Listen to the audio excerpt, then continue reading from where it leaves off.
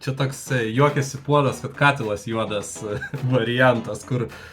šalis pagimdžiusi patį žiauriausią totalitarizmą pasaulyje praktiškai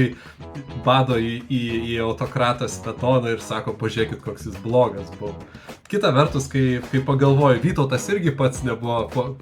pats pūkuočiausias, žodžiu, iš mūsų valdovų, bet laikai buvo kiti ir yra labai svarbu atsižvelgti į tą laikmetį, kuriame operavo tie mūsų valstybės vadovai. Mes negalime jų vertinti kaip ir vienareikšmiškai, bet ir negalime ignoruoti tą, kad jie kūrė mūsų valstybę ir jie buvo dalis mūsų valstybingumo. Ir tai, kad mes gyvenam laisvoje valstybėje ir galime apie tokius dalykus diskutuoti laisvai, tai yra mūsų stiprybė, tačiau mūsų kaimynai, kurie nieko negali laisvai diskutuoti ir už laisvas diskusijas sodinami kartais net ir į kalėjimus,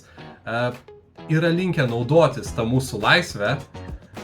ir mum badyti į atskiras detalės, kad štai čia buvo labai blogai, jeigu mes visą kontekstą išmetam ir pasirenkam vieną šitą detalę, autokratas, totalitarių įsiuntė į kalėjimus ir panašiai. Ir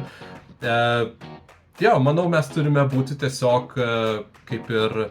budrus, kad tokių dalykų nepražiūrėtume ir patys nesikesintume į savo laisvę diskutuoti ir kalbėti apie tokius istorijos niuansus.